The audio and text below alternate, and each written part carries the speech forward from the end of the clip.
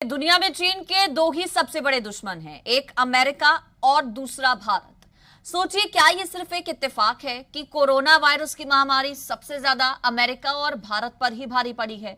दुनिया में कुल 16 करोड़ कोरोना संक्रमित लोग हैं, जिसमें से 6 करोड़ महज अमेरिका और भारत में हैं।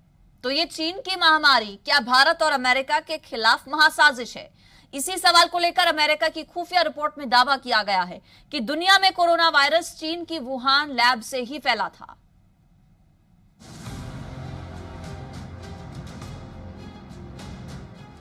जिस चाइनीज बीमारी से पूरी दुनिया में 34 से 35 लाख लोग मर गए, 17 करोड़ लोग बीमार पड़ गए, वो कोरोना आया कहां से?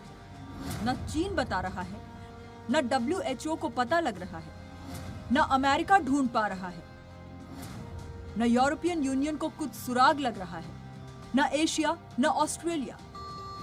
मतलब पूरी दुनिया में किसी को नहीं पता कि ये SARS-CoV-2 बीमारी पैदा कहां से और कैसे हुई। और इसी सवाल का जवाब ढूंढने में अमेरिका की यह खुफिया रिपोर्ट बड़े तथ्य पेश करती है। अमेरिका में द वॉल स्ट्रीट जर्नल ने अमेरिकी खुफिया विभाग की रिपोर्ट के हवाले से 5 बड़े खुलासे किए हैं। दावा किया गया है कि नवंबर 2019 में वुहान इंस्टीट्यूट ऑफ वायरोलॉजी के कई रिसर्चर्स एक साथ बीमार पड़े थे। अमेरिका को बीमार पड़ने वाले WIV के रिसर्चर्स की संख्या, उनके बीमार पड़ने की टाइमिंग, उनकी बीमारियों के लक्षण, उनके अस्पताल के दौरों का ब्यौरा और बीमारी के कारणों के बारे में भी जानकारी है। हालांकि ये रिपोर्ट जनवरी में ही आ गई थी, लेकिन अभी WHO की फिर से मीटिंग होने वाली है। ऐसे में कोरोना की वुहान लैब थ्योरी की चर्चा जोर पकड़ी तो अमेरिका ने भी इनकार नहीं किया। अमेरिकी राष्ट्रपति के चीफ मेडिकल एडवाइजर ने कहा है कि पुरानी जांच से वो सहमत नहीं है। स्रोत का सच तो पता लगना ही चाहिए। मैं सहमत नहीं हूँ। मुझे लगता है कि चीन में जो कुछ हुआ उसकी जांच हमें करते रहनी चाहिए, जब तक कि हमें पता ना लग जाए कि चीन में हुआ क्या था। चीन पहले तो अमेरिकी मीडिया के खुलासे से चिढ़ा बैठा था। डॉक्टर फाउची के बयान से बौखला गया। अब चीन कह रहा है कि उसे तो लगता है कि वायरस अमेरिका के मैरीलैंड में जो फोर्ट डेट्रिक मिलिट्री बेस है, वहां से निकला है। WHO को दूसरे देशों में भी कोविड महामारी की जांच करनी चाहिए। चीन की प्रोपेगेंडा मीडिया ग्लोबल टाइम्स के संपादक ने ट्वीट किया, ठीक है, वुहान लैब की जांच हो गई है, अब अमेरिका के फोर्ट डेट्रिक बायोलैब की बारी है।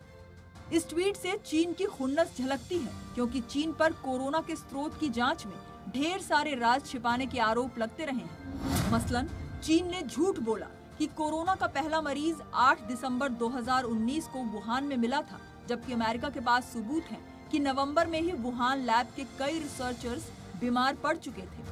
विशेषज्ञ मानते हैं कि वायरस के म्यूटेशन के आंकड़ों से साफ है कि संक्रमण दिसंबर से कई हफ्ते पहले ही शुरू हो चुका था। चीन कहता है कि उसने वुहान लैब के स्टाफ की एंटीबॉडी चेक कराई थी और वो नेगेटिव निकली। WHO की टीम ने कहा कि वुहान में 72,000 लोग बीमार पड़े थे। चीन ने 92 की जांच कराकर नेगेटिव रिपोर्ट दिखाई, बाकी का कोई डेटा शेयर नहीं किया। चीन कहता है कि WHO ने भी तो लैब से वायरस निकलने की आशंका को खारिज किया है।